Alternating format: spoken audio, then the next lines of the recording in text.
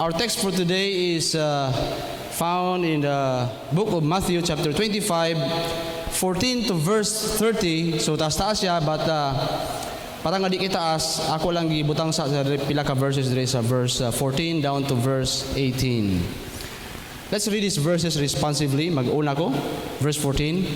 For it will be like a man going on a journey, who called his servants and entrusted them his property.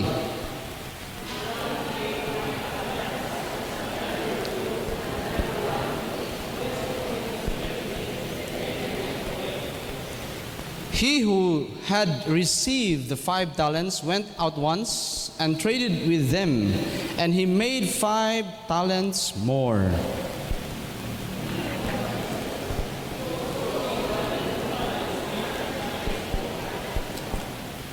But he who had received the 1 talent went and dug in the ground and hid his master's money. The title of our message this morning is, Well Done, Thou Good and Faithful Servant. Ito akong gi-promise atong niagi Miyerkules nga taken from the book of, from the epistles. Sa sunod na lang itong Miyerkules na ako ipadayon. But today, dito sa book of Matthew. Well done, thou good and faithful servant. Ngayon sa kapanultihan ng ingon, you could be in the kingdom and not participate in the kingdom. Yaw, no? Nakakasulod sa gingharian, pero wala ka nakaparticipate sulod sa gingharian. Karon nga panahon sa lockdown, dili ta makasuroy-suroy, pero usa sa gusto po na mo suruyan kung pwede na ma-open ang mga boundaries, sa daghan nga pwede suruyan, pero kining the 7 seas sa Cagayan. Actually, nag-open na siya. Kini nga picture sa daan pa nga picture kay opening soon. And can you imagine nga, for example lang, wala na pandemic, open na mga borders, niya nagplano mi nga moadto na mi dito. Pero one day before sa among paglakaw, isip pamilya, kami tanan, adto mi Cagayan. Usa sa akong mga anak, for example, ang among youngest, si Cristel, kay mo ni permente madaog-daog. Kung for example, siya nakasala siya anang adlaw. Ug tungod sa iyang sala nga gihimo kay wala siya nagsunod sa gisulti, dapat dili siya makauban sa 7 seas. Pero ingon ta nga luoy masag kayo nga atong ubanon.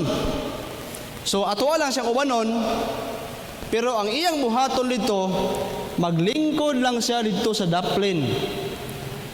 Ipasulod siya, pero maglingkod lang siya, o kaya mga ate, mag-slide-slide na, hey, tete, lagi na, wagi siya ang tungod, dive-dive sa tubig, langoy-langoy, niya.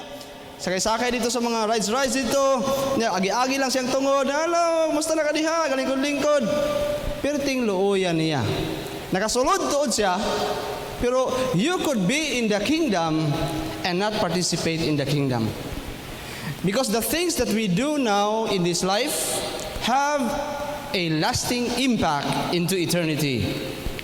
So karon nga buntag nga atong text nga tan-awon diri sa Matthew chapter 25 o atras ta gamay sa chapter 24 para ato makuha ang background sa mga passage nga atong ibasa atong tunan karon nga buntag. Sa chapter 24 makita nato nga si Jesus Christ samtang adto sila dito sa Mount of Olives. This is the Mount of Olives, ang modern na siya. Muni nga buntod, amo to nakadto sa pastor ani, patol nag Israel. Samtang nagwali si Jesus dapita dire. Og sa wala pa sila kaabot dito. I mean, kining giwali ni Jesus dire sa Mount of Olives, gitawag siya nga Olivet Discourse. Olivet Discourse. Tungod kay si Jesus Christ, ani nga time sa iyang pagwali, naghisgot siya sa mga future events sa may tabo sa unahan. Pero sa wa pa nahitabo kining ilang pag-adto sa Mount of Olives, giingnan ni Jesus Christ ang mga Parisiyo. Kining inyong building, kining inyong templo. Maguba ni siya. Kining gwapo kay nga building ninyo, maguba ni. Ang mga disciples nga nakadungog, nagbalik-balik silang huna-una nga naman nakasulti man si Jesus Christ nga maguba ning building, kagwapo ning nga building, kaliko na ni pinakatuig ang paghimo ani niya, maguba ni siya. Samtang nga gabakta sila, gabalik-balik sa una-una sa mga disciples. Saan pagguba sa Ginoo ning kadakuan ning building? Ingon si Jesus, ingon sa verse. Jesus left the temple and was walking away when his disciples came up to him and called his attention to its building. Do you see all these things? He asked. Truly I tell you, not one stone here will be left on another. Everyone will be thrown down. Pag abot na nito sa buntod, sa pinakataas na yun, gitudlo ni Jesus ang mga building sa ubos, ug niingon siya, ganina nisulti ko sa inyo mga guba, akong utuhon pagsulti. Kanang mga buildinga ni usa ka bato, walay mabilin ana. Madugmok na siya, mapulbos na siya, and he was talking about the end times, the future events. Busa pagkaduog sa mga disciples, hala, kuyawan na Jesus, oy. Kuyawan na imong gisulti karon oy. Last days naman diay na, end of the world. Kanus ama na mahitabo. Ingon sila, when this will happen? Kanus ani siya mahitabo? And what is the sign of your coming? Unsa man gusto mi makaibalo? Ana Jesus. Unsay tubang ni Jesus? Unsay ila pangutana? Kanus aman kana mahitabo Ginoo kana madugmok ang mga building, buti pasabot ang grabe nga chaos sa kalibutan.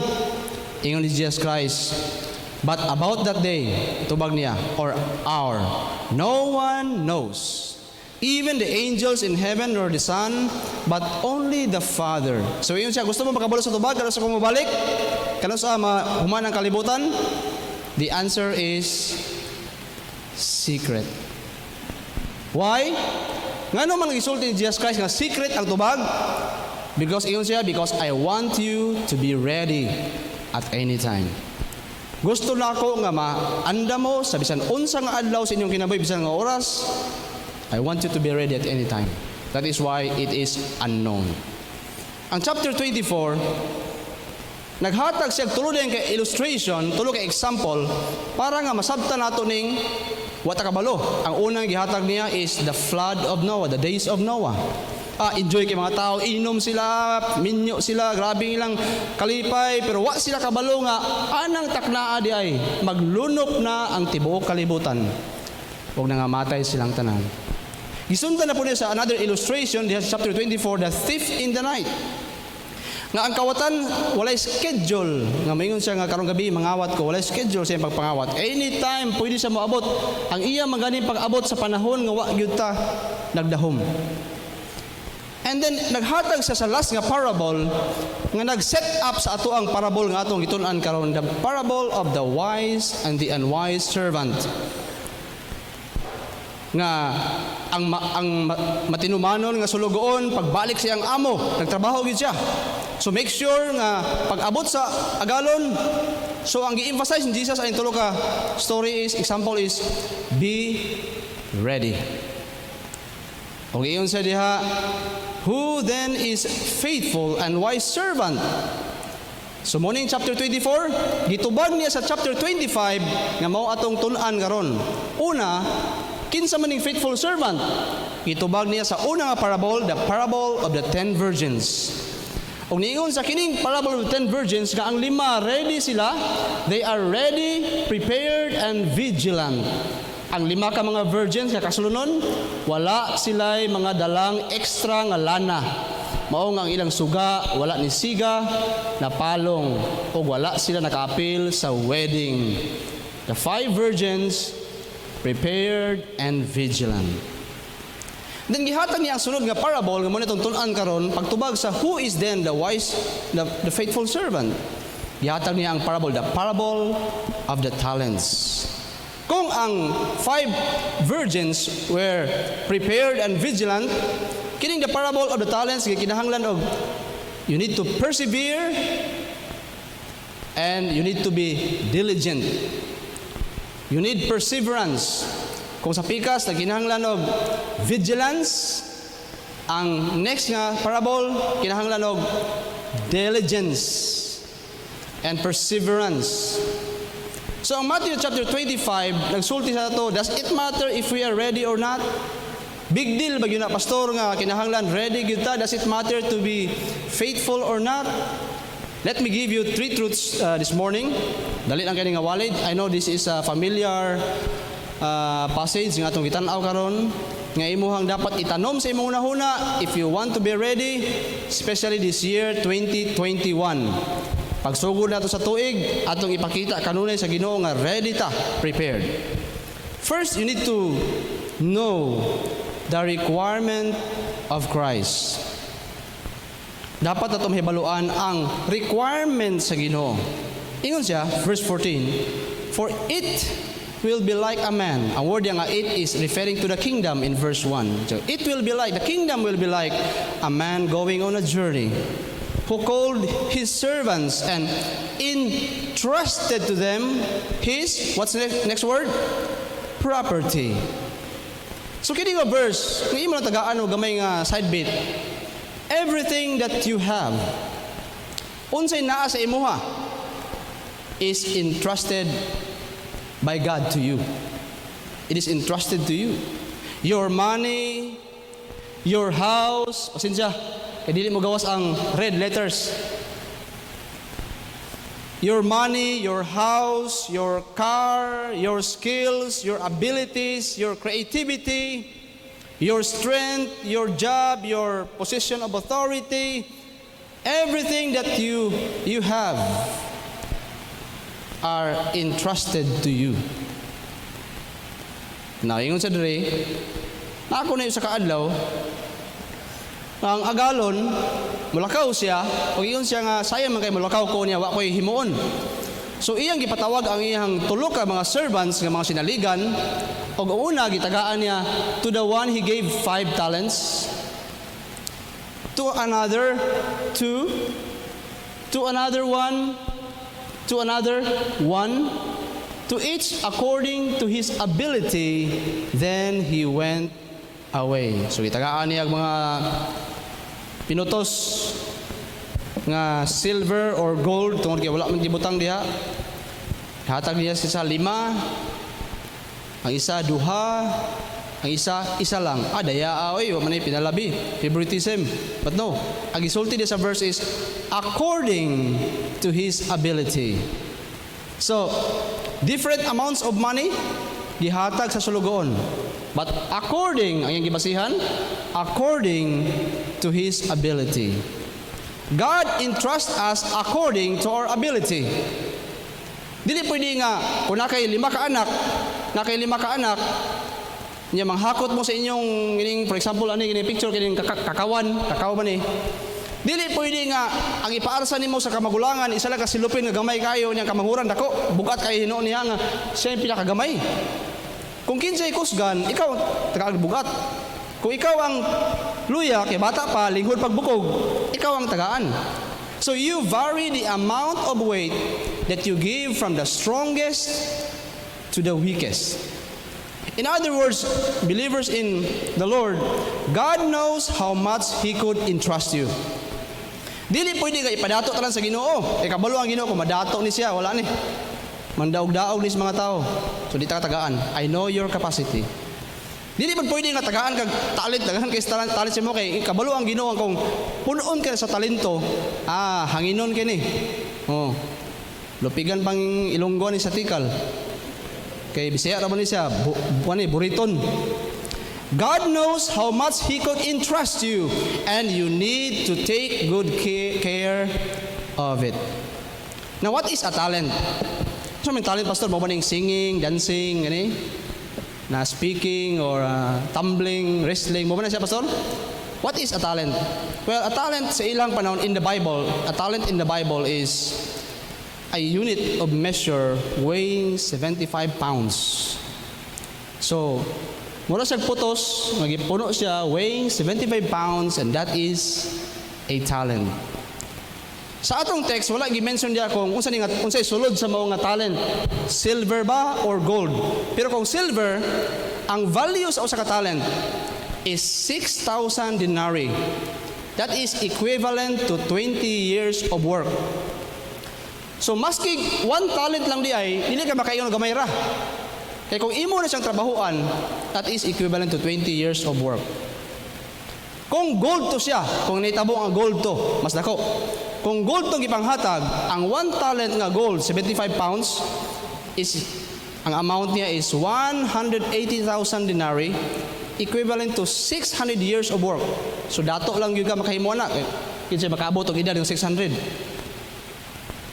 So, unsa gibuhat sa mga sulugoon? Yung sa verse 16, he who had received the 5 talents. So can you imagine, i-times 5 di mo na siya. May mapila man siya. 5 times 6. Oh. 30,000 denarii, awag mahimo siyang 100 years of work. So ang gibuhat sa gitagaan og 5, automatic din siya, kini negosyo ko ni. I-trade na ko ni, o ako ning ikuan, i-invest na ko ni. So nangita siya unsay gwapong negosyo ron, unsay trending nga negosyo ron nga kusog kayo, kinahanglan nga. Kaya nga naman, wala sa yung sa verse, naigwapo kay gisulti sa verse. He who had received the 5 talents went at once. Ang word nga at once, it means right away. Diha dayon. Wa siya maglangay nga yun siya nga ako sa ipabot og isa ka semana kay relax ako kay si amo dugay pa man kay mo abot. So relax ako. Kinsa dili. Kay wala ko kabalo basig makalit og kausap ang hunahuna sa amo, next week mobalik na. So he went at once, diretso din sa nilakaw and traded with them, invest siya, iyang himo siya mga negosyo og tanan nga pwede na masudlan, ma-invest niya ang kwarta, iya yung gigamit ang kwarta. Why? Because he did not know how much time he had left. He made a wise use of his time. And what's the result? Tungkol kay ang gi-invest, gituman yung requirements sa maong agalon, he made 5 talents more. Na times 2. So kung ang 1 talent nga gold, kung ibutan na to gold to siya is 180,000 denarii, i-times 5 nimo. So katong iyang gihawiran na kwarta is 900,000 denarii. Dako kayo. 3,000 years of work. Unya kay nakaganansya man siya. Iya mang ginegosyo. Na times 2 pag yun ang dako kay nga kwarta, ug wala masayang ang pagsalig sa iyang amo sa iya na himong 1,800,000 denarii, equivalent to 6,000 years of work kung imuhang trabahuan. Dako nga amount ang gibilin sila. So, ayos kayo. That's verse 17. So also he who had the 2 talents, duha lang ang gihatag, 2 kaputos, made 2 talents more. The same gihapon, negosyo, gi-invest niya, nangita siya pamaagi, na times 2 ang iyang kuan. Ang 2 talents, nimo ng 4 talents. But in verse 18, atong basahon, ready, go. But, go.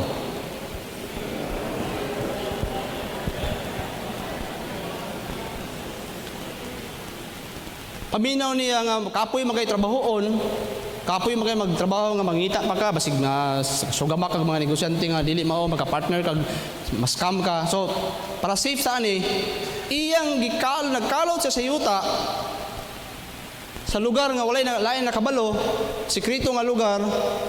Og pila lang kapalahan gikalot sa gamay nga bangag og sulod niyang kwarta dito, safety na ka. Tabunan niya. Tamak-tamakan niya para mugahi, di mailhan. Lingkod-lingkod na din siya. So, wala na problema. Safety ang kwarta. Wala tao na kabalo, ako lang. Safety kayo. Humana, tapos na. I like what Dr. Howard Hendricks said sa iyang quote. Ingon siya, don't have on your tombstone, ayaw doon ni siya, paningkamot yun, gadi niya masulat sa imuhang lapida. Don't have on your tombstone kining mga pulong. Died at 60, stop living at 21. Iyon sa ayaw ibutang gini paningkamot gyud nga ayaw ibutang sa imong lapida ni nga namatay kag 60 pero sa 21 pa lang ka ang imong kinabuhi nagsugod na nga walay pulos. Ingon pa ni W.M. Lewis, the tragedy of life is not that it ends so soon, but that we wait so long to begin it. Iyon siya, ang trahedya sa kinabuhi, dili nga mamatay ka o mabuo lang kinabuhi. Ikabalo mo tatanan nga mabuo lang kinabuhi o mamatay gyud ta. Pero ang nakapait lang, kay nakabalo na ka nga mabuo na kayo ang kinabuhi, dugay pagyud ka nagsugod og pagkinabuhi para sa Ginoo. God has entrusted much to you and you need to use it for His kingdom. Amen ba? So kumusta ba higala? Imo bang gituman ang requirement sa Ginoo sa imuha to be faithful sa tanan nga gihatag sa imuha? Walay usa sa tuwa karon diri nga walay gihatag ang Ginoo. Gitagaan ka sa Ginoo sa skills, talent, ability, mga resources, influence nga gihatag sa Ginoo sa imuha nga imong magamit para sa iyang gingharian. Nga maka-serve ka sa Ginoo. Kumusta imo bang gigamit? Siguro may yuntang nga, sagdil lang pastor, 2020, siyempre pandemic, di ikaw maka-arangkada. I hope sa 2021, ang pandemic, dili makapugong sa imong kinabuhi. O mao na itong challenge atong kinabuhi karon nga tuig, magpagamit ta sa Ginoo. Nga naman, gusto pa ba nga tagaan pa isa ka pandemic para nga magpagamit dito sa Ginoo? You need to know the requirement of Christ. And His requirement is, you need to be faithful. But you need to also understand the reward of Christ. Di lang requirement, but you need to understand that this, God rewards faithful generously. God rewards faithfulness generously. God is a generous rewarder. So, ang sinitabo, yung sa verse, now after a long time. So, ang long time diya, nagisgot sa delay. Ay gipadunggan po ni Jesus Christ sa mga disciples kay nagtuwa ang mga disciples nga ang pagbalik ng Jesus ditso dayon mag-end yung Jesus dugay-dugay pa mo ganing hangtod atoa karon nakaabot pa ta karon. Now after a long time dugay niabot ang master. The master buti pa sabot dugay-dugay po na tago sa yuta napundo sa yuta dugay-dugay po. Now after a long time the master of those servants came and settled accounts. Abot na ang master gikan sa dako sa iyang bakasyon o siguro napod siya transaction dito nga dako-dako pud nga negosyo. Og niabot ng agalon uban sa iyang mga bodyguards. Oh, lipay kasi excited siya sa iyang madunggan nga mga balita. Og iyang gipatawag ang mga sulugon, oh mga sulugon, nga ako ang mga piniyalan nga mga sinaligan nga mga sulugon. Alin na mo sa akong tubangan. Gusto ko makabalo sa akong gihatag sa gi-invest sa inyo. Gusto ko maayo nga response. Yan sa verse, and he who had received the 5 talents came forward, siyang niuna kay siyang pinakadaghan according to his ability. So siya siguro ang mas kabalo sa negosyo, mas edukado, may kapasidad, may manulti. So siya ang itagaan sa amo kay according to his ability man. But it doesn't mean nga gipabor-paboran ka. Ihatag na sa Ginoo ang according sa imong capacity. So siya nagduol, bringing 5 talents more, saying, Master, you delivered to me 5 talents. Here, I have made 5 talents more. Grabing confidence, way kahadlok. Nga nag-istorya, mahal, amo. Ang 5 nga imong gihatag, karon nahimo ng napulo. 1,800,000 denarii. Equivalent of 6,000 years of work. Now, what's the response of the master? His master said to him, well done, good and faithful servant. You have been faithful over a little, I will set you over. Enter into the joy of the master. Wow, kanindot sa gitubag siya. Ay ikaduha po, diduol na po ang 2 talents, and he also had the 2 talents, came forward saying, Master, you delivered to me 2 talents. Here I have made 2 talents more. And notice, unsa gisulti sa master sa 2 talents? Kaya na 5 man to. Nahimong napulo. Karon 2, nahimong 4. Mayon si master nga. Nalipay man ko, nalipay ko, pero dili kayo ko malipayon. No, ang gisulti sa master mo ni. Word for word, exactly the same. Ingon sa master, his master said to him, well done, good and faithful servant. You have been faithful over a little, I will set you over much. Enter into the joy of the Lord. The same words. Ang iyang gisulti, way kalahian. Ang iyang gisulti sa 5 talents, kahimong napulo, o ang 2 nga nahimong 4, walay kalahian. So it doesn't matter mga igsuon kung unsa kagamay ang imong talent. Si pastor ang nahibawan niya, kabalo sa muwali, kabalo pa sa makanta, kabalo pa sa piano, daghan nag-talent. So ako maski managhoy yabag. Pero no, dili. Kung unsay talent gihatag sa Ginoo sa imuha, skills kung imong gamiton para sa Ginoo, mo ni gyapon isulti sa Ginoo ba? The same. well done, thou good. So his master, ato i-breakdown ng iyang gisulti sa tulo ka butang. First, makita nimo diya ang the glowing commendation. Wow, kanindot sa commendation. Well done. Nakasulay na baka nga nakaigihimo nga usa ka butang, siguro na Monday ka or nagsiminto kang salog or sa nga skill nimo naghilot ba ka or nagstorya ba ka, nakiki-present something niya niingon, ipikpik ka sa baga. Good job. Gwapo kay imong pagkatrabaho, gwapo pagka-present nimo, pulido kay imong trabaho, mga gitawag sa mga mekaniko, pinapugi nga style, o di ba lamig ka sa feeling inyong ka, good job. How much more nga ang Ginoo mingon si mo, well done. That's a glowing commendation, the creator of the universe. Musulti si mo, well done. Maayo kay imong gibuhat. Not only a glowing commendation, but an overflowing compensation. Ang sa ingon diya, you have been faithful over a little. Kuya ano? 600,000 denaries. Mo ba to? Ang pagtanaw sa agalon, gamay ra kay to akong gihatag si mo. Pati natuwa gini nga amo ni siya. Okay, so you have been faithful over a little, I will set you over much. Kanindot kayo, overflowing compensation. Nagaawas-awas nga bayad. Over much. Little. Much. Little ang iyang gihimo. Ang gibalos, much. Buti pasabot, what you did in time, in this life, little lang kayo. Ito naman na, kung na-save ka 20 years old, save ka 20 years old, kaila ka sa Ginoo, mutoy adlaw nga nag-ila ka sa Ginoo, and we believe nga anang adlaw nga nagdawat ka, tinulunay, giluwas ka sa Ginoo, nya namatay kag 70, pila ka tuig imong pag-serve, 50 years, nya, kung consistent ka, 50 years, matawag na to, pila naman ang 50 years, gamay rana, kumpara mo sa eternity nga pretend kuha ingon sa Ginoo nag-serve pa sa kuha gamay lang kay nga panahon siguro imong edad na-save ko siguro ka 44 years old namatay ka pagka 45 ting gamay sa imong time nag-serve sa Ginoo pero ingon ang Ginoo maski gamay kay imong gihimo para sa kuha tungod kay faithful ka I will reward you in eternity with much. That's an overflowing compensation. That's how generous our God is. Not only, di lang, well done overflowing, but unending communion. Walay katapusan nga pakiguban. Enter into the joy of your master. Okay na kahit atong well done. Inong ka sa Ginoo well done.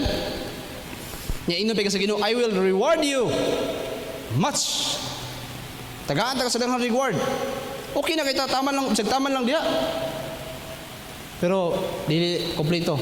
I-kompleto sa Ginoo. Yung sa Ginoo, commune with me. Commune with me. Let's eat together. Mag-uban ta, mag-share ta sa table. Sa mga di na ako malimtan, aning ato ang Mayor James Gamaw, nagpahulay naman siya last year, 2020. Namatay siya sa cancer dito sa, I think sa States. So, tingala may itong milabay tuig nga during sa pandemic, tagkan kitao di sa Gamaw. Abi na mag dakop, kaya nagbabag mga pick-up, mga itom, mga pulis. Muli itong time nga haya ni Mayor James Gamaw. Pero di na ko malimtan ka Mayor James Gamaw, kaya usa ka panahon, nagwali ko dito sa City Hall, sa Monday convocation nila, to start the week with prayer, muna gitawag Monday convocation. Invite ko ni Ma'am Lamostes, ilang department. Ako'y nagwali. During that time, na si Mayor James. Kadaghan naman ko nagwali dito, na mga panahon, wala siya. Na mga panahon nga, si Mayor James, siyempre mga politiko, paglingkod na sa tubangan, dili maging importante kayo silang spiritual nga pag-feed. No? Maminaw sila gamay, pero dili kayo sila yun nga, asin nga, grabe ka interesting. But during that time, nabantayan ako siya nga, grabe yung paminaw sa kuha. After sa maong meeting, naghipos ako sa laptop, gidoon ko niya nga, pastor, ayaw lakaw, pastor ha. Di pag ginamo to, wapa siya kaila sa kuha. Pastor, ayaw lakaw, pastor ha. Kay, nga naman, Mayor, kaya siya nga, wala ta sa kuha. Kay, magawas ta ron. Iyon siya nga, sige, ako hiposon ni Mayor. So, tindog na sa daplin, ang iyang mga kauban nga kagawad, ato na silang office. Iyon siya nga, mag-uban ta pastor dito sa kantin, mag-breakfast na dito. Kung kauna ba ko, Mayor? Sasagi lang, uban na dito sa kantin. So, lakaw may pingon sa kantin, kami ni Mayor. Ang iyang mga tao, nga na mga tuyo siya, nagsunod-sunod sa iyang likod. Tsaka isa kay mamahaw ako. So dito may sulod sa kantin katong may aircon dito. Ug sa istorya mi dito kaon mi ko what a privilege nga nakauban ako si Mayor James Gama, kinsa raman taong ko di sa Panabong. Sa istorya mi we talk about the message nga akong i-share. Ug istugutan niya nga ang iyang mga anak dili na eskwela sa una, Ma'am Aldos ang iyang teacher niya sa iyang mga anak. Ug kalindot paminaw sa feeling nga you commune with amahan sa syudad. Nakig-uban kanimo, nakig-uban sa pagkaon sa imo nga dugay-dugay gyud mo pag-spend time nga mga tao di sa gawas sig paabot. Yan sa dito na sa opisina adto. And can you imagine the creator of the universe wants to commune with you? Pag niingon siya, let's hang out. Uban ta. Share to sa table. Wow, kanindot. Nindot kay pag niya, well done, thou good and faithful servant, and let's hang out. Let's eat together. Ingon sa Psalm 16 verse 11, you make known to me the path of life. In your presence there is fullness of joy. At your right hand are pleasures forevermore. Wow, kanindot. Diha sa presensya sa Diyos, puno sa kalipay. What makes heaven a happy place? Kabalo mo ngano nga happy ang langit? Di man siguro the first time ni nga pangutana? Because of the presence of Jesus, the presence of God. Mauna nga ang langit, maski pag puno pa na sa bulawan, puno sa mga precious stones, o sa daghan nga mga makita nga nindot, pero kung wala ang Ginoo dito, mura na siya Hong Kong Disneyland nga masumhan ra gyapon ka. But because of the presence of God, in your presence there is fullness of joy. Not only you need to know the requirement of Christ, you need to understand the reward of Christ, but you must keep in mind the relationship with Christ. 24-30. Because a correct understanding of the character of God will motivate you to serve Him. The less you know God, the less you will work for Him. Siyempre, wa makaila sa iya ha. Hago mo ko sa Ginoo, man ako sa nailhan. Respeto ron niya ako sa ako ang pamilya, pero actually wala jud ko nalipay kayo kay mo kailan niya. The less you know God, the less you will work for Him. So ang ikaw na tong amo, okay, human na tong 5, nahimong napulo, ang 2 nahimong 4. Ikaw, Brad, itagaan ta ka, salamat ka kay dako binang kwarta gyapon akong gihatag si mo ha. Equivalent na dako kay na. One talent ra na pero dako kay na siya. Kung imong i-invest na dagana. Pila imong kwan. Pila ang kita. Yun siya. He also had received the 1 talent, came forward saying, Master, I knew you to be a hard man, reaping where you did not sow, and gathering where you scattered no seed. Isang amo, kabalo ko nga gahi ka nga tao, stricto ka. Ang hard man media is referring to, ang illustration is a hard man is like a stick, nga drying a stick. Drying a stick nga di jud mabawog. Mo na mo pasabot niya. You are greedy, you are manipulative, you are an oppressor of others, you are strict. He just insult the master. Gawas nga tapulan pa siya, iya pang giinsulto nga agalon, you are a hard man. O kining imo pagkadato karon ay dato ra man ka tungod sa imong pagka atikon nga tao, imo man gi panamas-tamasan ng mga pobre. You are greedy, you are a hard man. So unsa gibot niya? Tungod kay stricto man kay ka amo, I was afraid. Nahadlo ko. And I went and hid your talent in the ground. Here, you have what is yours. When you do not know who Jesus is, when you know who Jesus is, walang word nga no dia. When you know who Jesus is, it doesn't cause you to be afraid.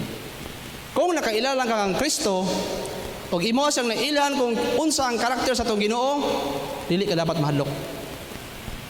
Nadiyo? Duha ka butang nga iyang gihimo. Number 1, he underestimate the goodness of the master. Iyang gi-underestimate. Iyang sa, you are greedy, you are a hard man. Salig ramang ka, kay kalingkod-lingkod ramang ka, ibang mga sulugoon mo may gahago. Nadato man ka. Tuna ni. So, iyang i-underestimate, kaya naman, wa man sa kailagod sa iyang amo. Not only he underestimate, but he overestimates his character, what he did. Para sa iya, katong iyang gihimo, mo ito'y pinaka-best nga butang. Siya nga, actually, kanya akong gihimo, amo, mo ni pinaka, here, you have, what is yours? Yung sa inyo sa verse 25, oh, here you have what is yours. Tanawa mo, akong gilubong, oh. Safety. Proud pa siya. Proud pa siya sa iyang gihimo nga ang usa ka balot nga kwarta na uli ra gyapon niya. So, when you don't know, wala po lang know. When you don't know how gracious, how good, how generous God is, the tendency is to be afraid. Kung wala din nimo nailhan gyud ang Ginoo sa imong kinabuhi, kinamatuto ka sa una sa imong relihiyon nga ang Ginoo perminti lang kakasuko. Although ang Ginoo ga judge gyud siya, kay just man pud siya. Pero kung ang nasi mo una nga ang Ginoo puro lang kasuko, kaligot-got sa mga tao nga gusto niya pang subahon sa tanan ng impierno ang tanan, ug wa siya kaluoy, the tendency is to be afraid. That is why ang atong simbahan is not a legalistic church. What is a legalistic church? Maingon ang ilang punuan. Tanan nga membro, uniform ta og buhok. Ang tanan babae taas. Nakaputi mo tanan sa iyong suoton. Ang tanan nga mga laki, patubo og bangas. Ang walay bangas, patatuin na lang. Legalistic church. Pag malate ka ning orasa, ang portan, sirado na na. Walay makasulod ha. Tanan nga absent sa activities, bayad, fine. Kung di mo bayad, pahawa sa compound. That's a legalistic church. And going to a church that is legalistic, it kills the motivation to serve. Ang nag-drive sa iyahang kasing-kasing ang kahadlok. It's only when you emphasize the grace of God, the goodness of God, the generosity of God, that people are freed up, gawaston sila, to live, to love, and to serve the Lord. Wala na pugos. Nag-serve ta, nga wala na pugos. Kaya sila sa atong mga musicians, wala man sila gipugos. Dapat magtukar ka niya, dapat abot ka. Kusang loob, kinasing-kasing, because we emphasize the grace of God. We are not a legalistic church. But this man, I was afraid. Iyang una-una, dautan ni iyang amo. Pero tanawa ang tubag sa amo siya. But his master answered him, "You wicked and slothful servant." Slothful means lazy. Slothful, gikan sa word nga, kita mo lang mananap nga sloth. Bitaw sloth, bitaw mananap nga gabitay siya. Perminti, iyang ulo na lawas. Baho kina siya nga mananap. Kaya ano man, inig-ihi na niya, dito sa iyang lawas paingon, ihi. Di na siya mo change position. Gitawag siya nga sloth, di gikuha ang word nga katapulan. Di na siya mo liyok, kung silang bitay niya, mangihi siya sa iyang lawas paingon. Yun siya. But his master answered to him, "You wicked and slothful servant, you knew that I reap where I have not sown and gather where I scattered no seed." Buta na question mark. Kabalo man ka nga, iso ko nga amo, dautan ko. But, dili bot pasabot nga, iyang giamin na nga, dautan siya. But, isa nga, for the sake of argument, giinan niya.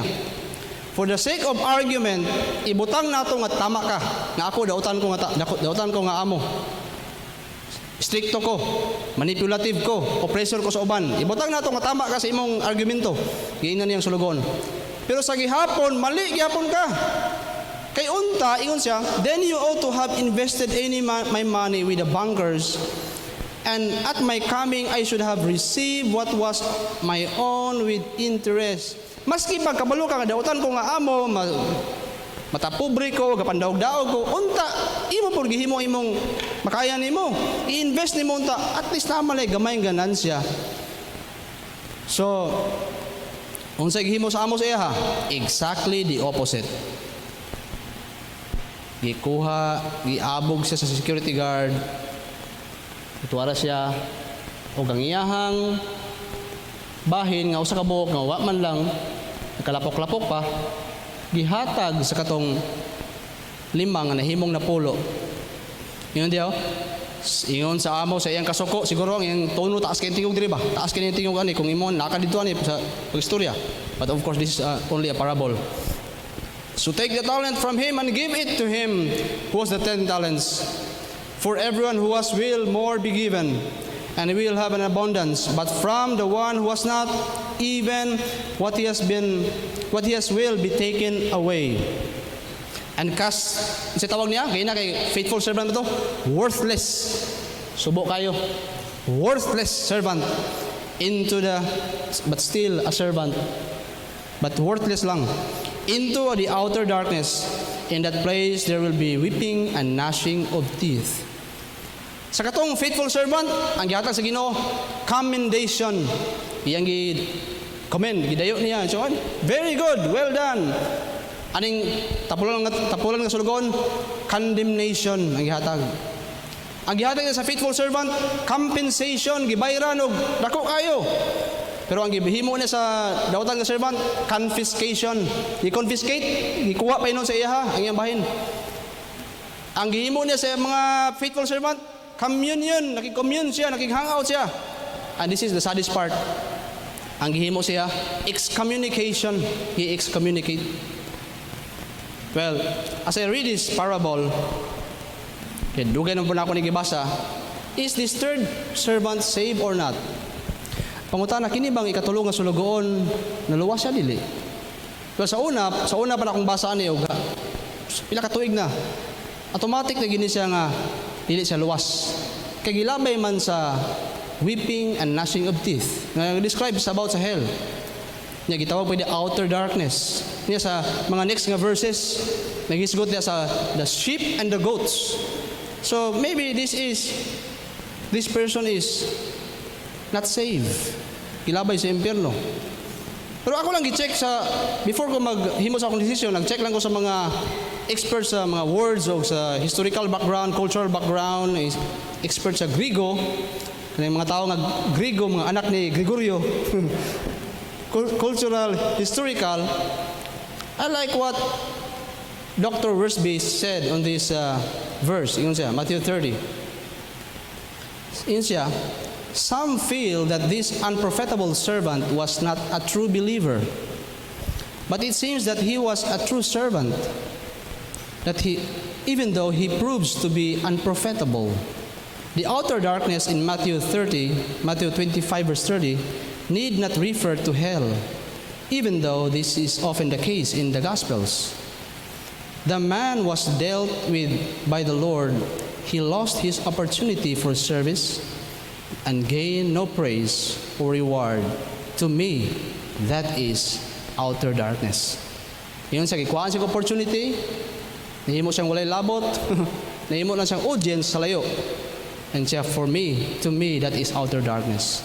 Sama sa akong gisulti dito sa introduction gay na, nakasulod to sa 7 seas, pero gipalingkod na sa daplin, ang mga igsuon niya naglangoy, naglagi-agi, nagsige na sa tanaw. Hello, kumusta na ka diha? Another commentary sa the Grace New Testament, yun siya, the outer darkness here refers to exclusion from opportunities for rulership and privileges associated with it. This is the darkness outside a well-lighted banquet hall. Sa ilang ni customary dito, where others are enjoying a feast or celebration of some kind. Buti pasabot nga, na banquet, kini nga banda rin pretty nga hayaga, kaya nadiri ang table, nadiri mga guests. Sa kilid, ngit-ngit ka dito, wala yung nasuga, kaya wala may kurintis pa sa tuwang nga tanan area na isuga. Ngit-ngit kaya sa daplin, dito mga lamok. They are cut off from experiencing the full destiny of man, which is to inherit dominion over the earth. Muna rin gisgutan sa millennium, pagnaog sa Ginoo. As co-ruler with Christ, weeping and gnashing of teeth represents intense grief over opportunities lost. Kasubo. Dili siya makarule uban kang Kristo Jesus, ingon ang Ginoo. Ikaw, faithful ka, magrule ka pila ka cities. Ikaw, pila ka syudad, imong i-rule, pila ka nasod. During the millennium, na mag-reign ang mga Kristohanon uban sa mga nabilin sa tribulation period. So, pag-abot nimo sa Revelation 21, sa pinaka-ending na, ano man nga ang Ginoo magpahid siya sa mga luwa sa mga tao. Ano nga, langit na unta, Why are there tears in heaven? Ngano nga nala sa langit, hilak pa. Kay gitrapuhan din sa Ginoo. O sa dihang gitrapuhan na, ay pa sila na ulian.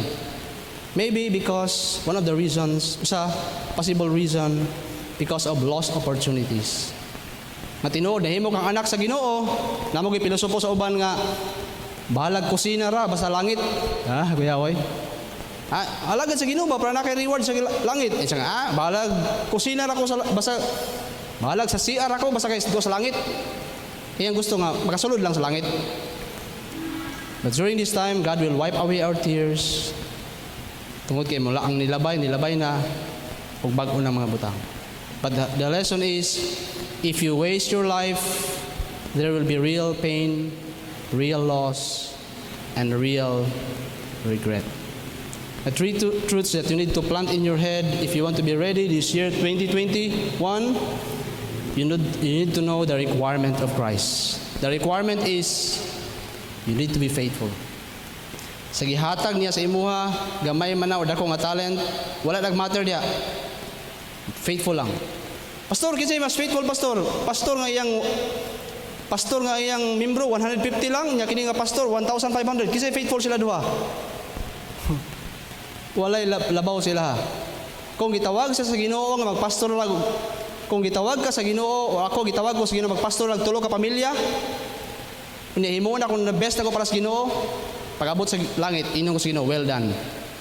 Kung gitawag ka sa Ginoo nga mahimong mega church pastor, nga imong membro linibo, it doesn't mean nga mas labaw ka sa gamay. Ang importante sa Ginoo, gihimo nimong requirement nimo, mag-faithful steward ka sa gihatag. Because He is a generous rewarder. He rewards. O ang iyang reward, mas sobra kasi iyang atong gihimo para siya. And you need to know the relationship. Last verse, surely goodness and mercy shall follow me, yung sa David, all the days of my life, and I will dwell in the house of the Lord forever. Kung ikaw karon wala pa kaila sa Ginoo, wala pa ka makasiguro sa imong kaluwasan, ayaw pag-worry may tungod kung sa imong mahimo para sa Ginoo, kasi makaserve. Daghan ba ako na serve, pastor? Ang imong kabalakan, makasulod ba kasi ang balay? Mao na imong kabalakan. Kaya maski pag daghan kag nahimo pero wala pa kay kasiguraduhan that you will dwell in the house forever, luoy ka. O salamat sa Ginoo nga kitang tanan dire karon. I hope nakailan na gyud sa Ginoo, nakadawat na relationship. Ug ang saad sa Ginoo, si King David mismo nakabalo siya, buhi pa siya. And I will dwell in the house of the Lord forever. Tungod kay kabalo siya nga iyang agaw, he is a true servant.